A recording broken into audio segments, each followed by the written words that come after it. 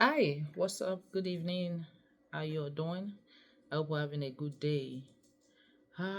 Today I want to talk about what the future holds.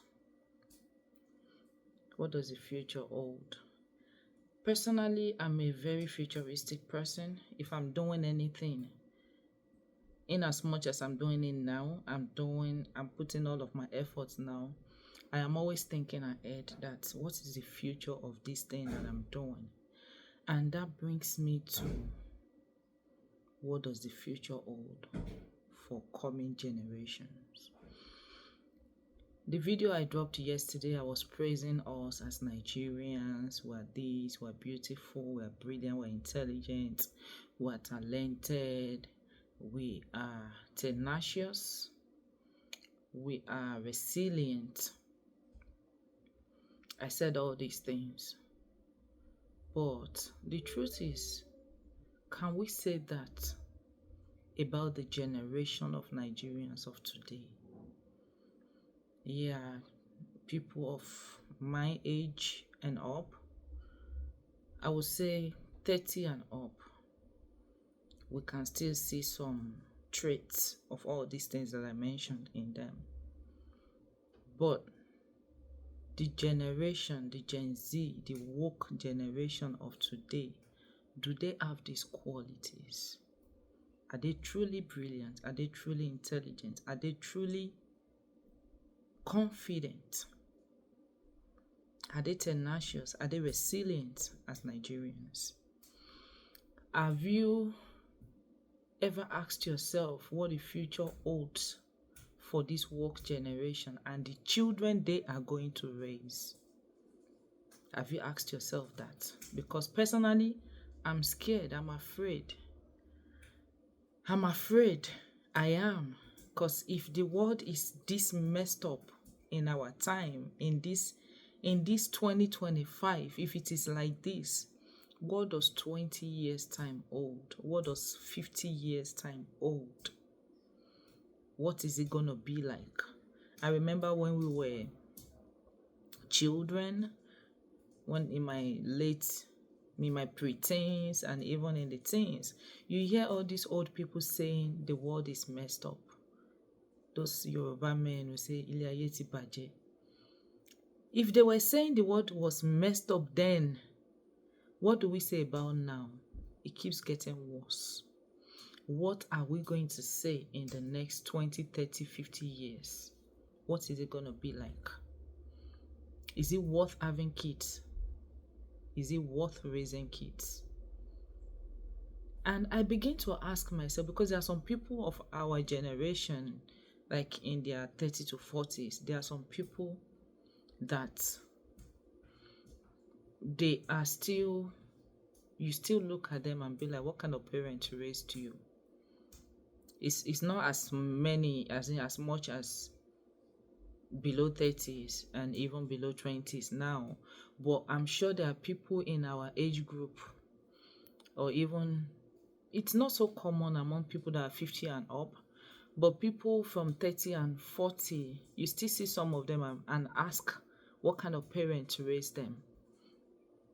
And this woke generation now, these people from 14, let me use 13, from 13 to like 25, I'm sure some of them have parents that are 40 years old.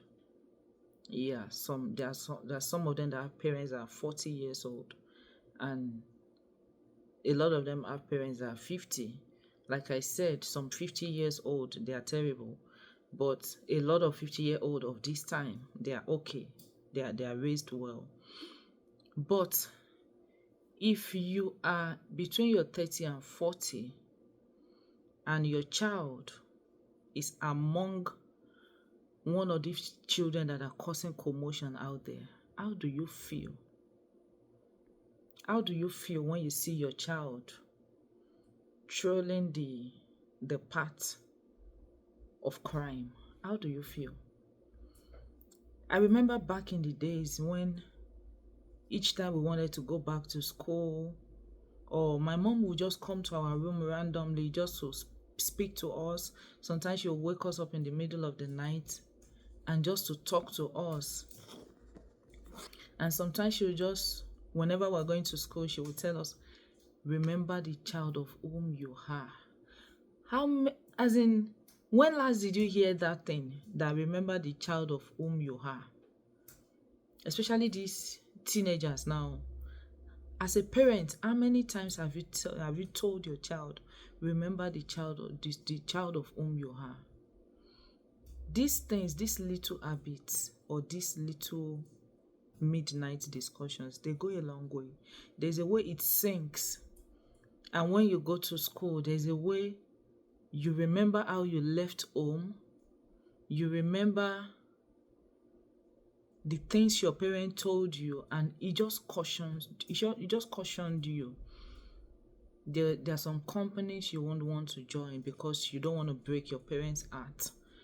Those parents, it's not like they didn't flog us, they didn't scream, or they didn't yell, they showed us what they call tough love. They showed us tough love. And unconsciously, you have this fear of, my mom must not hear this, my dad must not hear this. Up until now, I'm a grown adult. If I go out, I'm conscious that it's getting dark, I have to go home. There's nobody that will flog me. Even from when I was in college, from when I was working in Lagos, when it starts to get dark, you're just unconsciously, you just feel like it's time to go home. Even though mommy is no more there to ask, where are you? Is it not time to come home? It just naturally became part of you. The things they've been instilling in you while you were growing up. So now it brings me to the question of, who are the parents that are raising these children of nowadays?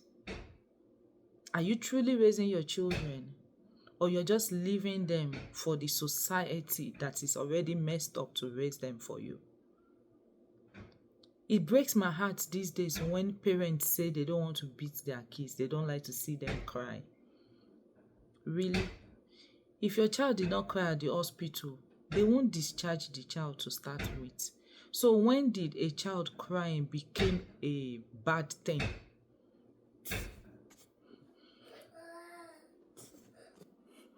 So when did your child crying become a bad thing that must not happen?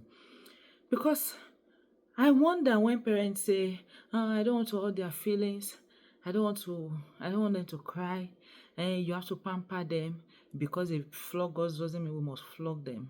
Are you seeing the result of what you're doing? Like, are you seeing the result of what you're doing?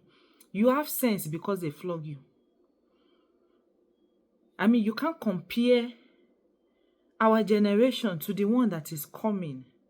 That is because you felt like the pattern of parenting they used on us is not good enough. You don't want to be that to your child. But are you seeing the result of the type of parent you want to be? Parents that have children in their 20s, how many times do you, even though the child is no more living with you, how many times do you call that child to see how their day went, to see what they do? Do you even ask your child what they do? Do you know what your child does? Some parents now, it's all about money. As long as they bring money home, as long as they send you money, as long as they are not calling you to send them money, you are okay. You don't know what they do. How are you going to feel if they call you that your child is in the police station for so reason and it's a crime they called you for? How are you going to feel as a parent? The children we are giving birth to these days, they are just naturally lazy. They are born lazy. And sometimes when my child exhibits some attitude, I remember when I was a child too. These are things we did. Yes, there were things we did. You send a child something, they are angry. Go and do the dishes, they are angry. But what helped us was our parents know they look with your face. You be angry. Wash that dish. Matter of fact, your anger, you must not show it too much. There are some attitude you cannot just give them. They are landing you slap. Children of nowadays, they tell you, I don't want to do. A lot of parents self, their 8-year-old cannot wash dishes. They will tell you they are still small. They are still small. But that 8-year-old knows how to play the game you don't know how to play. They know how to engage themselves. Instead of you to engage them, make them useful, they're useless. There are some 12-year-olds that cannot even, they don't even know what it means that the water is boiled in this present time. So how do you expect the child to now grow up and become useful all of a sudden? It's not possible. It's not possible. You have to make them useful from their childhood, like from their little beginnings. I remember back then, even when we're not old enough to start washing clothes, they make you wash your underpants. As a 7-year-old, as an 8-year-old, you wash your own underpants. As you are going to bath, you are washing it. It's not because we were up to age. They are just teaching us responsibilities, how to be responsible. But now we are complaining that the society is messed up. They don't want to work. They just want everything fast. But truth is, did you put it in them right from when they were small? Naturally, if you see anybody that was not used to working from their parents' house, it will show when they start living alone. You will know. You will know when they start living alone. If you see a child that was raised by another parent that didn't live with their parents, you will know from how they walk. Because whatever you grow up with naturally becomes part of you. You don't grow up all of a sudden and drop those things. No, you don't. And whatever you never grew up with, it can never be part of you. Even if you will end up doing them as an adult, you will end up doing them because you have no choice. And it will show in how you did them that it is because you have no choice you did this thing. There won't be perfection in how you do it because it was never part of you. So now another questions that I have for parents that are terrible. Parents that are messing the society up. People that are always involved in crime. People that are always you're kidnapping, you're a thief, you're this, you're that. What you're doing, can you proudly hand it over to your child? Can you pray to God for your child to inherit your handwork? Yoruba people will always say, "Afise lomo lowo," means that you hand over your work to your child. Can you proudly hand over whatever you do to your child? I know we all pray for our child to be better than us. But at the same time, there are some things you do, you can proudly say, my child needs to continue this thing, even though it's going to be in a better way. Can you even proudly tell your child what you do? Talk less of handing that thing over to your child. To change the world, it starts from everybody's family. It starts from your home. It starts from my home. If you leave these children of nowadays, all they want to do is just be on the internet 24 hours.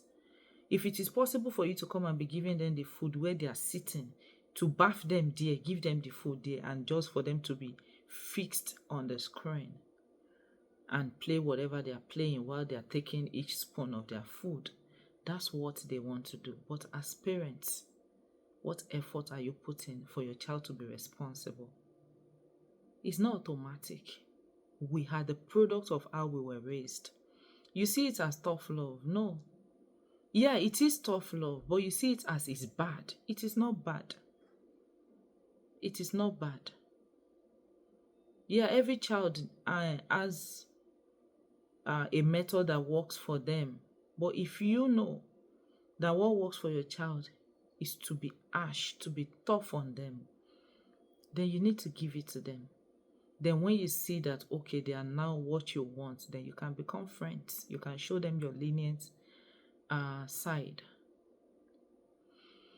I'm just so concerned. I'm just so worried about the future. And of course, even though if I say I'm confident about the way I'm raising my child, and If I close my eyes today, it will be with no regrets, with I could have done something better. No. But what about the world they are going into? What is your contribution to what the world is going to turn into? Are you contributing for the world to turn into something good, a nice place where everybody can have rest and peace? Or you are contributing a kind of effort that is going to turn the world to a place that is not livable? We need to think about our actions as parents, as children. Some of you children, you have good parents, but you just want to do what you want to do. Right from back in the days, you see some children, they have good parents, they are leaving the house, they are wearing nice clothes, they get outside, they change their clothes. You are doing yourself at the end of the day. Like my mom used to say, that you are only going to come back to give her your remnant, what you couldn't finish eating. That whatever she does for you is for you, not for herself, not so she can eat your food. Let me put it that way. Yoruba people say, "Wọ́n jẹun ọmọ." Not so she can jẹun ọmọ, but so that ọmọ can jẹun ara ẹ̀. Whoever hear English, you interpret it. So whatever you do, you like, you take what they tell you, you like, you don't take what they tell you, you will eat 95% of it and only give your parents back 5%. That is if it is up to 5% safe. So I just want to bring us this little piece. We need to all think about what we want the world to become and how we can contribute to that. Because if we keep going like this, it will be bad though. In 20 years, it will be so terrible. It will be so terrible. Nowhere in the world now. I don't know about, I think some places are still sane, but all these countries that have names, that you hear their names, I don't know what to say about them. It's terrible. It is terrible. You see teenagers doing some things and you'll be wowed. You'll be surprised and you'll be like, what does the future hold for this generation? And I just want to bring this out. I hope we take what points at us in this and make amends. Do what is right every day. When you go to your bed and sleep and you're reflecting on your day, how do you feel? Or have you killed your conscience? Because that's another thing. Killing one's conscience is another thing. Once you get to that level where you no longer have conscience, you no longer think about your actions and you don't feel bothered, you've become a devil. You just don't know. You've become a devil itself, living among people. Your conscience needs to stay alive so that it can always guide you every day. I just want to bring this out and I pray God will help us. People that need redemption, God will meet them and redeem them. And as many of us that are trying to do our best, I pray that in this world, we still maintain our integrity, no matter how the world becomes. We pray the world becomes better. I hope that you can like, comment, and share my video, and I'll see you on my next one. Bye.